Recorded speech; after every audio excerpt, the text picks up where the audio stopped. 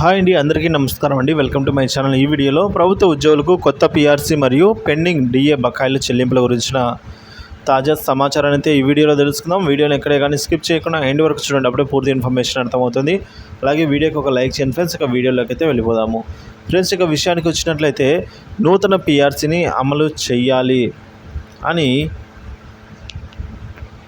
ఉపాధ్యాయులకు రావాల్సిన డిఏ బకాయిలను వెంటనే విడుదల చేయాలని, నూతన పీఆర్సీ వెంటనే అమలు చేయాలి అని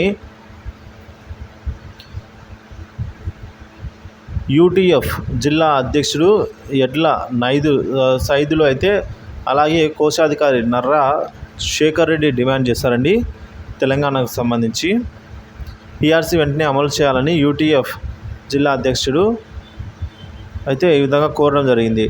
జిల్లాలోని మునుగోడు, నార్కట్పల్లి మండలాల్లో మంగళవారం యూటీఎఫ్ సభ్యత నమోదు కార్యక్రమాన్ని అయితే వారు ప్రారంభించి మాట్లాడారు. సమస్య ఏదైనా ఉపాధ్యాయులకు అండగా నిలుస్తామన్న ఏకైక సంఘం యూటీఎఫ్ మాత్రమే అని అన్నారు. యూటీఎఫ్ ప్రవేశపెట్టిన కుటుంబ సంక్షేమ పథకం, ఈ పథకం కింద వివిధ కారణాలతో చనిపోయిన 25 మంది ఉపాధ్యాయులకు 6 లక్షల చొప్పున 1.5 కోట్ల బీమాను సిద్ధంగా సొమ్ముగా ఇప్పించి ఆదుకున్నట్టు తెలిపారు. అప్గ్రేడ్ అయిన పండిట్ పీటీలకు, స్కూల్ అసిస్టెంట్ పదోన్నతులు, ఉపాధ్యాయుల ఎమ్మెల్సీలకు అలుగుబెల్లి నర్సిరెడ్డి ప్రభుత్వంపై తెచ్చిన ఒత్తిడి కారణంగానే జరిగాయన్నారు.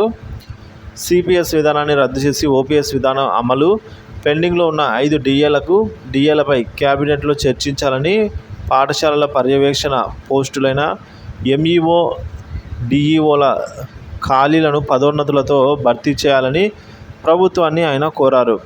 మనుగోడు, నార్కట్పల్లి మండలాల్లోని పలు పాఠశాలను సందర్శించి ఉపాధ్యాయులను యూటీఎఫ్ సభ్యులుగా అయితే చేర్చుకున్నారు.